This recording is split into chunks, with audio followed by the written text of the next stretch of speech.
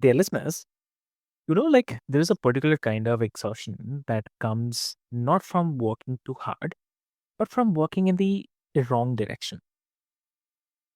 You can feel productive and still feel empty.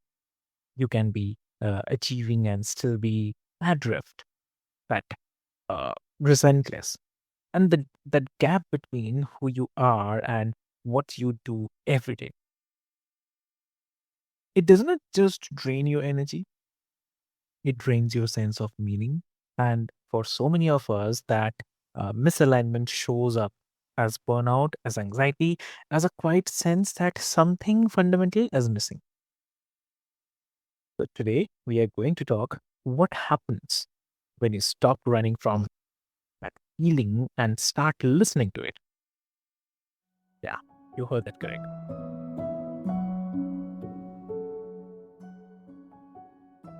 So, welcome back to another powerful episode of Healthy Men, Healthy Life, dear listeners. I'm your host, Avik, and this is the podcast that exists to make mental health less clinical and more human. One conversation at a time. So, we talk about the real stuff, the daily habit, the quiet struggles, the small shifts that change everything. No quick fixes, no jargons, just honest and practical insights that you can actually use. Yeah. So, today I'm speaking with someone, very lovely guest. Please welcome Florian Kemmerich. So, welcome to the show. Hello, Rick. It is my pleasure to spend some time with you and your amazing community. Amazing. Thank you so much, Florian, for joining us today. And um, the other was like, before we delve deep into the discussion, I will quickly love to introduce you to Florian. So, Florian is the founder of Vacating.ai and the creator of the 7-step vacating framework, and has spent years helping people turn burnout into breakthrough by aligning purpose with profession. Yeah. So, I'll not take much of your time, dear listeners. Let's get started and let's have a good conversation with Florian. So, welcome to the show again. Thank you. Thank you. Amazing. So, Florian, I want to start with something like a lot of people believe that there is this idea that purpose is something you discover. Like it is already out there waiting for you to stumble across it. And big the idea that purpose is not found, but it is built. So, what does that shift in thinking actually change for someone who feels stuck, or maybe you can say disconnected from their work? That's a great question, Alex. So the problem is actually that we are educated in a wrong direction. We're born vulnerable. Yeah, we cannot survive alone. So we depend on our parents and we depend on our the support of the people taking care of us, and then we start an education. And our entire focus is on making a living, stay strong, healthy. Life is hard. You need to survive. So that's the push. And whenever you talk about purpose, people say, "Oh yeah, no. First you make money, and then you can do good." And that's very unfortunate because rather than us living our life, and really self-realizing, saying, "I'm living my life," you don't. It's only externally related. It's only what happens around us. It's influence from the external. And we are only reactive, and our life is empirical to whoever we meet, we bump into, and whatever opportunity we see. And then also, even worse, we educated that success is fame, fortune, and power, Mm, which is only nourishing our ego. And as long as our ego is nourished, maybe things feel okay, but you will eventually fall off a cliff because it will not. You don't take it with you. Yeah, it doesn't make your life meaningful. And even if you're famous, and you see this with artists, or see with the sports, the wave is over. They fall off a cliff very often because it is not self-realizing. That's where I say, hold a second. Purpose should be dealt very differently because purpose is my compass, my North Star, telling me what makes my life meaningful. How to can live, I live my life to its fullest. So therefore, it's not just something you discover somewhere out there, but it's actually an inside out reaction saying, this is how I want to contribute. Yeah. And then you make your decisions no longer on fear, which is all the education component we have, but actually on love. What do I love? What I'm passionate about? And that's why I'm just saying purpose is not found somewhere. It is actually inside yourself. Very true. Very true. So if purpose is built, so then what are the first raw materials that someone needs to start with? Like, what do they look at or maybe question first? Yes. So normally you need to cut out the noise and stop looking outside. Hmm. You have to turn inside and understand, who are you? Yeah. What makes your life meaningful? And normally those are two things. One is, you have some great personal development methodologies to understand who you are. And so you learn actually what makes you tick, what is important for you, how do you function mentally, emotionally, and instinctively. Hmm. And the second component goes actually, your life gets meaning generally between the age of 2 and 6 years old. Yeah. So the first 2 years your brain develops, and then you start to be cognizant of stuff happening around you. Yeah. And in that window, normally you see something, you witness something, can be traumatic, doesn't have to be traumatic, but it's something you do not like. It's usually your earliest childhood memory. Not always, and sometimes it's more difficult, especially when traumatic things are involved. But that's actually something you want to fix, you want to change, you want to contribute to the world. Because if you flipped your script, this is your imprint, because that moment, your life has given a meaning of what you're witnessing. And you say, okay, this is the wrong I want to write. And so this is the part where it's an exercise to be done to go back and you feel that, and then you can start from there to flip your script and peeling the onion. The second part is then you imagine yourself and visualize yourself at your deathbed. No drama, no disease, no accident, just you parting away.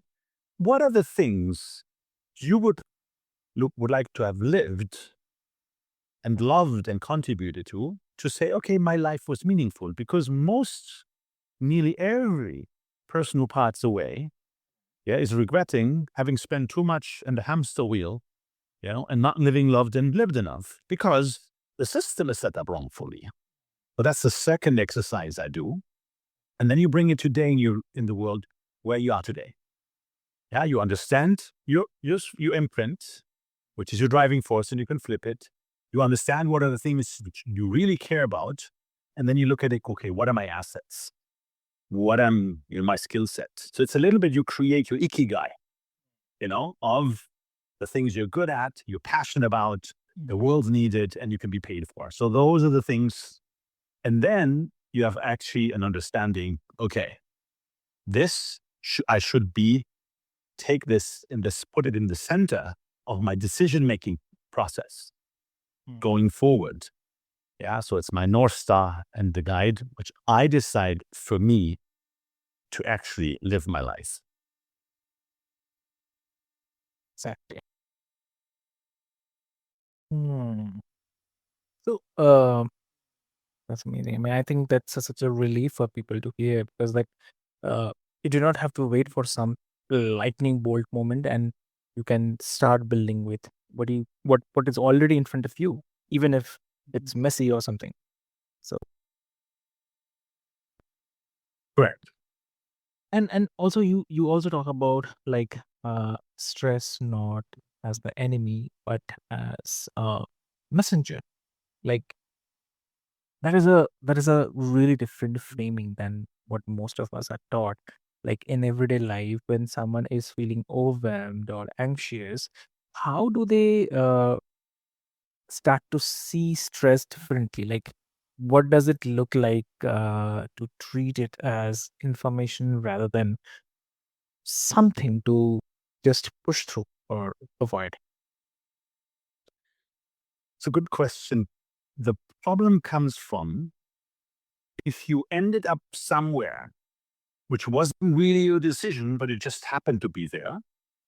Yeah. Yeah. And you are looking in front of you at a problem, or actually imagining yourself coming up something and you get anxious about.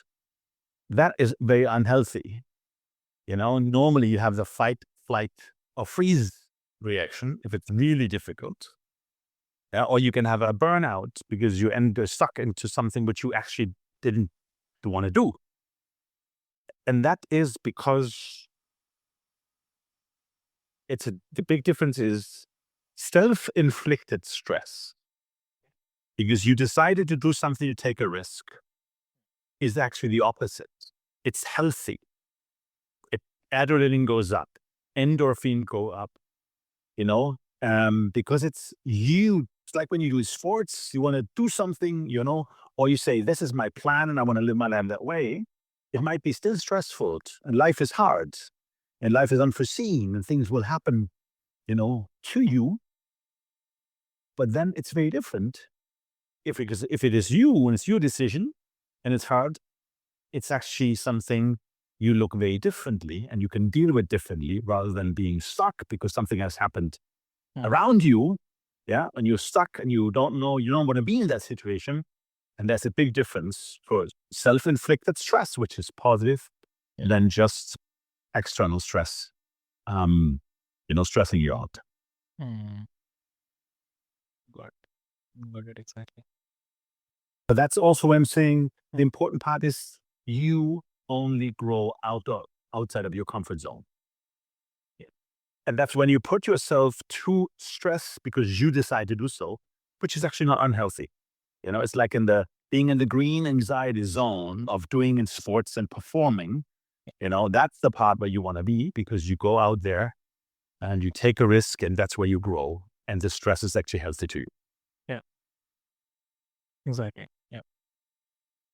And can you give an example of what that might look like in practice? Like, what is stress trying to tell someone when it keeps showing up in the same situation or around the same decisions? Yeah, you might be in the same situation, but if it's your choice to be there, it's very different than, you have ended up somewhere. This is what happened actually to me. At the age of 33, I had the success my parents wanted me to have. I was running company, I had a family and a home, but I wasn't knowing anything about myself. I just ended up to be there. And that's why I said, hold a second, I don't actually know anything about myself. I have been the absent subject of my own education because my education has given me the tools to make a living, but not to tell me who am I and what I actually want to do. Yeah. And that is, you might be still in a situation which looks similar, but the origin is very different, and therefore the expression is very different, and the stress level is very different. Got it. So and also one thing I think that about a lot is that clarity and alignment and not one-time achievements and life changes, we change, and what felt right a year ago might not fit anymore, right? So how do you help people sustain this kind of alignment over the time, especially when setbacks happen or when old patterns try to creep back in? Very good question. Yeah. So you need to be aware of your past. Yeah. And not to feel bad or to blame yourself, but just as a reference point. And then you need to make sure that you can close loops which are open from the past in order for you to move on. So that's an important part, to be aware and then to think about what you do with it. The beauty is if you know your purpose, the expression of the purpose, what you can do with it can be thousandfold, many different ways, and then you can change. But what doesn't change is your North Star. It's just the path. Yeah, and that is also something very positive, so that you look back, and when you look back, you understand it from a helicopter view, amongst all the trees, you finally see the forest. Mm. And you understand why you have certain things have happened to you. What is your path? What are your learnings? And you see that rather as something difficult, you see it as a blessing, as a gift for you, to further develop and progress rather than being stuck in the old patterns, not really understanding where to go. So, and also like, I mean, this is such a important part. Like, what about in the context of technology and AI? Like, you work at the intersection of human agency and AI. So, how does that play into sustaining mental well-being and purpose in a world that is changing faster than ever? Ooh, a very relevant question, Arupi. So we are in a industrial revolution. Yeah. We're moving from the knowledge economy, which in the past we were, we had to be privileged, you had to be a good school, a good university, and then you had a job, and over the years you became better, and you had more knowledge, and more knowledge meant, better income, or more economic value. That is all changing now. It's being disrupted by AI because AI has the knowledge. You can access this cheap, fast at any moment. And that basically means you're moving from a knowledge economy to a creator economy. But that also means that the old values of, my generation, for example, incremental value over time because you know more, and that means your productive output is better and can be better rewarded is actually no longer the case.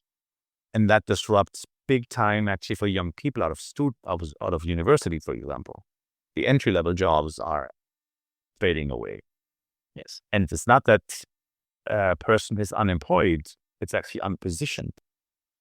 And that's where, of course, for me, my big concern coming in, if you do not know who you are, you will ask the machine to help, for help. And that means that AI becomes a crutch rather than a tool. Because if you know what you want, AI is wonderful. It helps you to actually, be more productive and do things better. But if you don't know, then you're down a path where an algorithm will decide the fate of a human being. And that is really terrible. And that's actually also why I decided to create a platform I created, is actually use technology to leverage it for the sake of humans to understand themselves first and then decide on their path. Because I believe in the creator economy, your identity is an asset. It's has the economic value, and that provides you opportunities then, and you can build them around you because AI will not, replace your human agency if you don't want to. If you know your agency and you know your identity, and I think this is key in the economy going forward, but to first understand who you are and what you want, and then you look outside, because otherwise you will be lost very quickly and will end up somewhere where you don't know. And the likelihood for you to have mental health disease or burnouts or even suicide, you see all these negative trends, is very high. And that's why my clear message for people is first, you know who you are, and then you need to figure out actually how to live your life, including leveraging the technology.